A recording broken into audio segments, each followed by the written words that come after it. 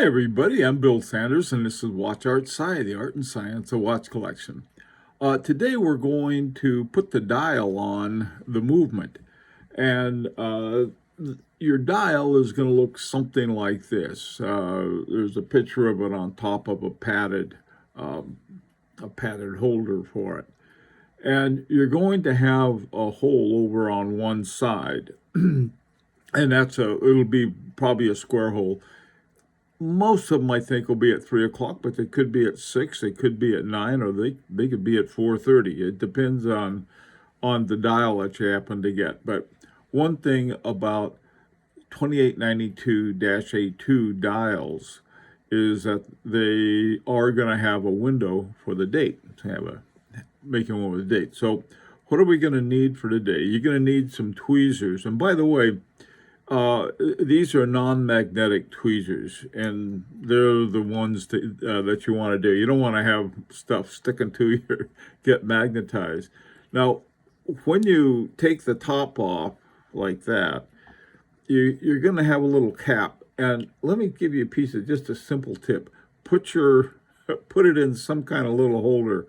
This is an old empty holder from a older movement that I had. Once the movement goes into a watch, hang on to those little holders. The other thing you're going to need is a red-topped screwdriver. Now, I say a red top. What it is 1.2 millimeters.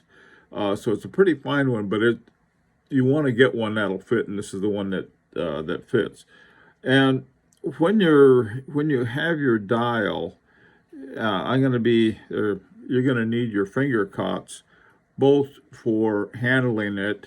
For the most part, though, you can pick it up with your tweezers. This one doesn't have a little window. That's already on the watch, so that particular dial. But right at the bottom here, you have the feet for it. So when we talk about that, that's what we're going to be dealing with.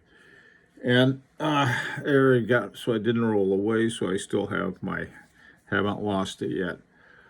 Okay, now what we're going to be doing, here's ETA 2892A2 diagram, and in the top of it, now take a look where the stem is at 3 o'clock, and right above there it says dial foot slot.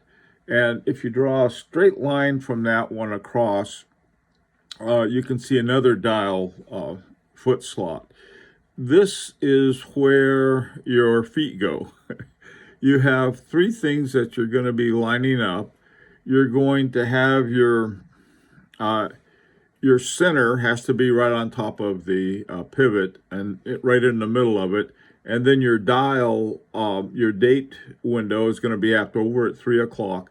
And then you have to sort of turn it very gently until you feel the feet go into the slots. But the best way to do it is you align the date window with the center, and that is going to be the first thing we're going to be doing. Okay, to get started, what I want to do is be sure your sleeves are rolled up, or even better, wear a t-shirt or something, or short sleeve shirt. And what we're going to do today is to put the dial on the movement. Now, on the 2892A2, or its equivalent, and this is a Soprod A10, what you want to do is that you want to take the dial feet, and be sure to have on your finger cots. And then what you want to do is to move the dial so that it's over the top like that, and very carefully move it so that the window, you want to put all of them together, and then you push it down. And it's better, by the way, too, if you're using your tweezers, when you take the top off, put it somewhere where it's not going to roll away, and then you can get it. Then you take a piece of paper like this, and you want to press down on the dial just so. You have to be careful about doing that because you don't want to squish anything in here. And this is where that soft pad has, and so you just push down on that. If your dial is correctly set, you should be able to see the post in the center of the dial. Those are where the hands go. And then your date should be squarely centered in the date window.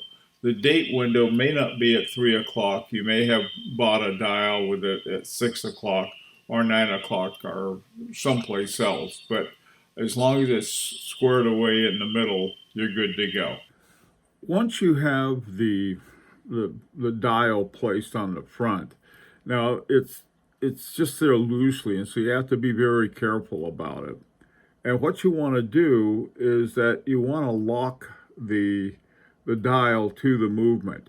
And the way you do that, you tighten the screws. You can see they're called, there's things called dial fasteners.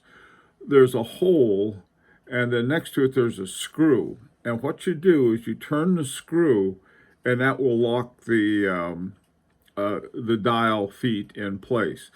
Now you have to be careful because you want to be sure that it's nice and flat so that you get the connection or the dial tightened.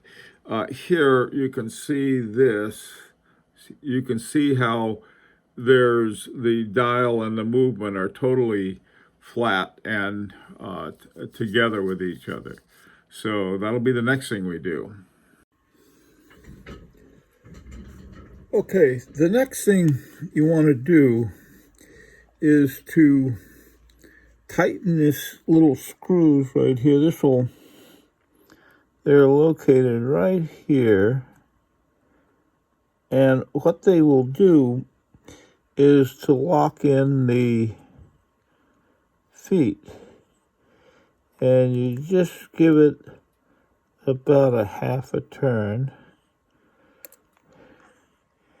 And you can see the foot sticking out right there. There's one on that side. That will move the rotor a little. One thing that I like to use are toothpicks, because toothpicks are made of wood and you don't have problems. Here's the other one.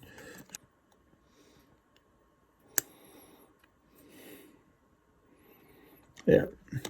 And now we can see that the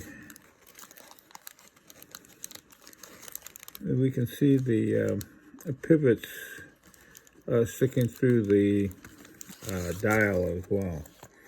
So that's what it should look like once you got it all have it on. Finally, we'll be putting the hands on. There are 3 hands that we have to put on, and we'll do that in the next video. Till then, this is Bill Sanders for Watch Art Sci, the art and science of watch collection. Hope to see you next time.